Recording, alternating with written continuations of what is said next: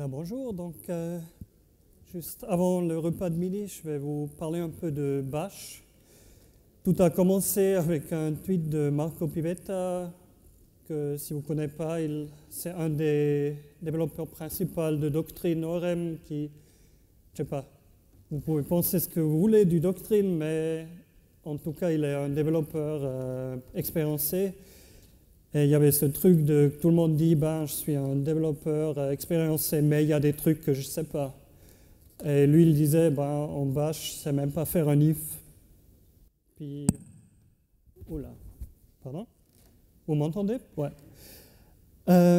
Puis moi, j'ai répondu toujours si je fais un truc non trivial, j'essaye de faire en Bash. À la fin, je finis par écrire en PHP parce que je ne trouve pas comment faire. Mais par contre, il y a vraiment partout, on rencontre du Bash et du coup, peut-être c'est quand même une bonne idée d'avoir les compétences basiques, de savoir un peu ce que ça fait. Il y a des gens qui tournent des tests sur Travis CI ici. Voilà, probablement dans votre Travis YAML, vous avez du Bash. Il y a peut-être des gens qui font du Docker des fois. Normalement, les trucs, si vous avez des runs, ça va être du Bash. Ou même juste pour automatiser des tâches où il ne faut pas oublier des trucs, où on a, comme dans cet exemple, on a des milliers de paramètres qu'il faut mettre avec les bonnes valeurs. Et plutôt qu'avoir une documentation et copier-coller des trucs dans la shell, ce qu'on écrit, c'est un script de Bash. Et du coup, ça vaut la peine de comprendre qu'est-ce que ça fait. Donc, pourquoi Bash? Ou plutôt dire, il y a les shells, donc le truc bin.sh, qui est la shell la plus basique, qui est vraiment disponible partout si vous avez un système Unix ou Linux. Mais après, il y a Bash qui ajoute quand même un peu au syntaxe, qui est un peu plus flexible. Je vais montrer un peu les différences aussi. On utilise pour automatiser les commandes, pour scripter des trucs. Puis en fait, tant que c'est pas trop compliqué, c'est vraiment facile à lire, ça ajoute aucun overhead à ce que vous faites sur la console directement. Il y a des milliers de variants d'échelles, mais à la fin, ils sont tous assez proches l'un à l'autre.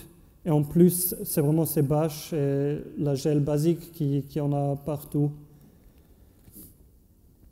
Donc, pour les quelques minutes qui me restent, je vais vous parler un peu des fondations, puis comment on interagit, parce qu'à la fin, Bash, ça sert surtout à lancer des autres applications. Je vais vous montrer les if. Après, on va s'arrêter. Je vais montrer un peu la gestion des erreurs. Et à la fin, parler un peu de quand on ne veut plutôt pas faire du Bash. Donc, le Hello World, en Bash, c'est vraiment, vraiment simple.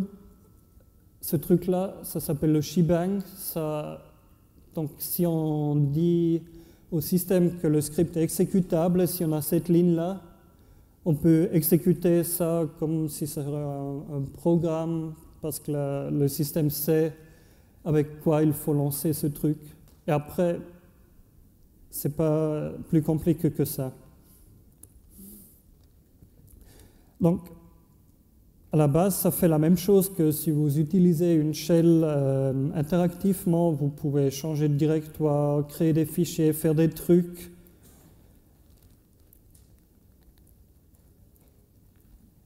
Puis, un premier truc à vous montrer, c'est les variables. Donc, du coup, on peut assigner des choses. Puis, je ne sais pas qui d'entre vous va pouvoir me répondre ce que ces trois lignes vont dire. Donc, avec ce truc 7-x, je fais imprimer chaque ligne avant qu'elle est exécutée. Donc, les trucs avec plus, c'est les lignes. Donc ça ne va rien donner. Le ls, en fait, vous voyez, on a dit $foo, mais en fait, la shell va remplacer ça par ls. Elle va voir, ben, il y a ls, alors j'exécute ls, et ça va me donner un listing du directoire. Puis j'ai un echo du $foo, ce qui va exécuter le programme echo qui va imprimer ls. Puis le troisième, on a ces guillemets, les backticks. Et du coup, ça va exécuter le ls et remplacer le résultat comme argument pour echo. Donc, si je n'aurais pas le 7 plus x, ça m'imprimerait juste ça.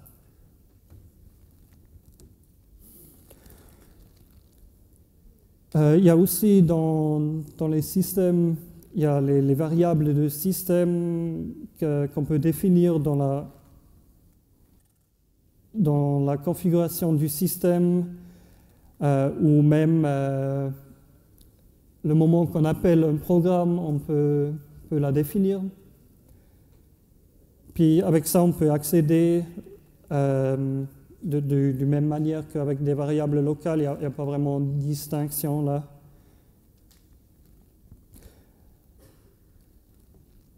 Maintenant, pour expliquer ou pour parler des programmes qu'on lance, je veux aller un peu dans la philosophie de Unix. Donc Douglas McIlroy, c'est un des têtes de comment un système Unix fonctionne, comment il est pensé. Et lui, il a dit, il faut faire un programme, il faut faire une chose, et il faut le faire bien. Donc, plutôt que faire un monstre programme qui peut faire tout, Unix essaye de fournir des programmes petits ou au moins d'un scope vraiment bien défini, bien limité, et d'être flexible pour procéder. Et en fait, l'interface principale, c'est les streams de caractères, donc les chaînes caractères. Donc, chaque programme, normalement, il accepte un truc sur le standard in, il va imprimer des trucs, et puis on peut redigérer ça vers un autre programme. Donc, Douglas, c'est l'inventeur du pipe, donc de la sémantique de ce caractère, qui veut dire si vous avez un programme, vous mettez un pipe, le prochain programme, il va recevoir le output du premier. Et d'autres trucs que vous allez voir tout le temps, c'est le plus grand pour rediriger la sortie vers un fichier, ou bien double plus grand pour ajouter à un fichier, ou pour lancer, vous pouvez aussi avoir le moins qui dit tu prends le standard in d'un fichier,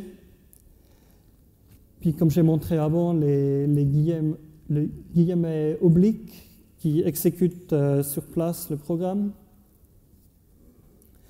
Et dernier truc que je voulais mentionner sur ce slide, en fait, il y a deux outputs d'un programme. Il y a le standard out et le standard error. Et puis, donc la distinction, c'est s'il y a des informations à l'utilisateur de qu'est-ce que le programme fait. Normalement, on ne veut pas rediriger ça vers le programme qui est chaîné, donc vers le prochain programme. Donc, dans l'exemple là, si vous faites 4, mais le fichier n'est pas trouvé, ça ne vaut pas la peine que file not found s'est envoyé à sort. Plutôt, vous voulez voir ça sur la console que il n'y a pas trouvé le fichier.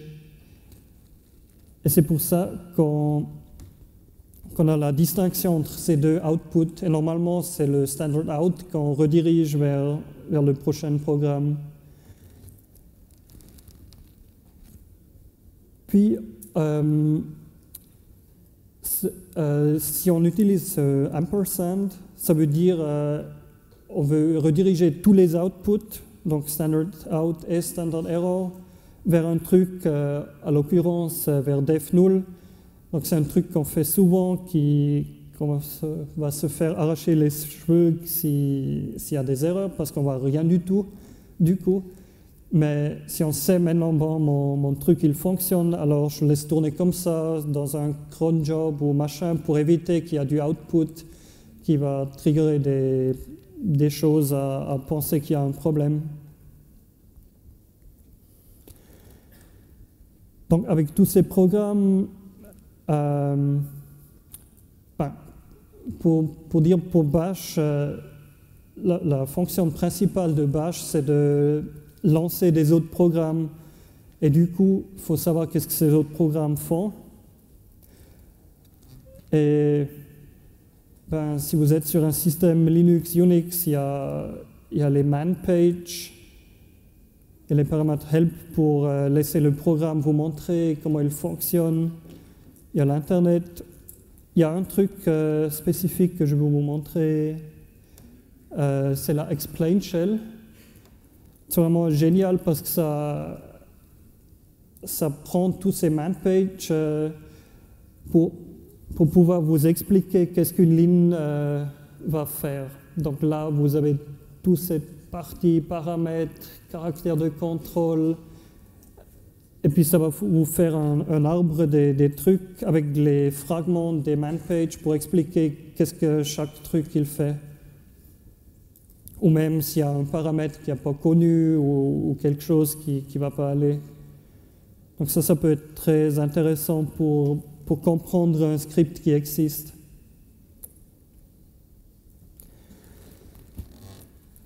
Maintenant, passons sur les conditions. Donc la syntaxe de base pour faire des conditions, on a un if, on a la parenthèse qui s'ouvre, une condition, point virgule, then, et puis des instructions à exécuter, et on finit par fi. Il y a aussi else pour faire, si ça ne matche pas, il y a elif pour else if, pour des autres conditions. Mind the gap. Contrairement à des autres langages, si vous n'avez pas d'espace ici entre la parenthèse et la condition ou à la fin, avant la parenthèse, ça va se planter, ça va faire des erreurs même pas trop claires de qu'est-ce qui est faux. Puis ça, c'est une des différences entre la shell de base et Bash. Donc la shell de base, elle n'a que les parenthèses simples. Et Bash, ça ajoute les doubles parenthèses qui sont plus convénients, mais à la fin aussi, ça fait plus confusant parce qu'il y a deux modes très similaires qui ne sont pas vraiment la même chose. Si vous avez des conditions de fichier, comme est-ce que le fichier il existe ou est-ce que c'est un directoire ou machin, si vous avez les parenthèses simples, ça va évaluer les points d'interrogation ou les astérix pour faire du shell globing, pour dire un fichier avec une extension txt, star.txt, est-ce que ça existe ou pas? Par contre, si vous avez les doubles parenthèses, ça va prendre les caractères en littéral, donc ça va dire est-ce que le fichier astérix.txt existe?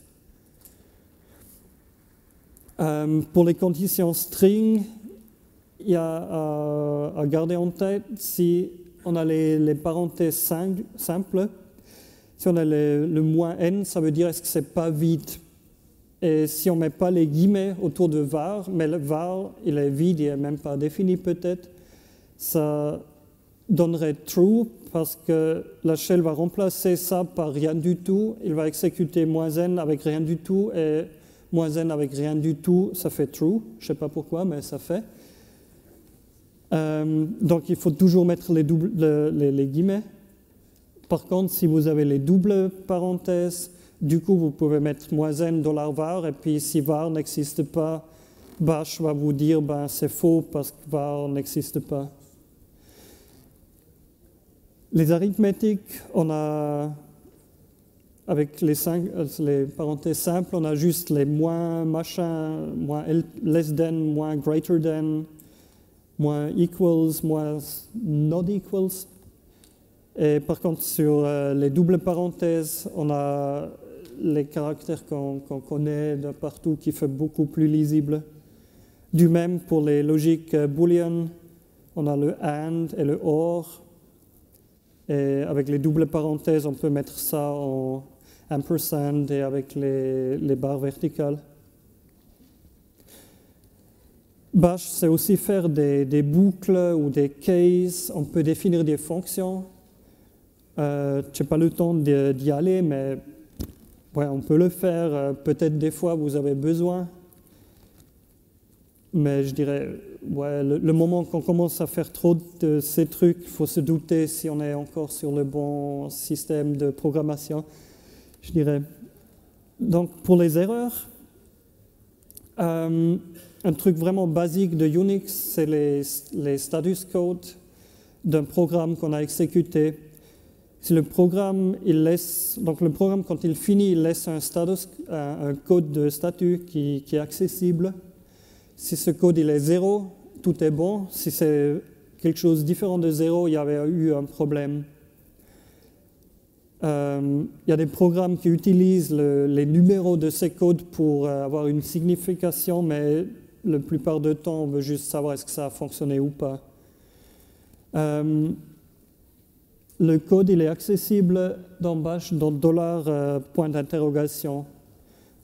Donc si on a une ligne, on fait quelque chose et on veut savoir est-ce que ça a marché ou pas, on peut tester si $point d'interrogation il est à 0 ou pas. Du coup,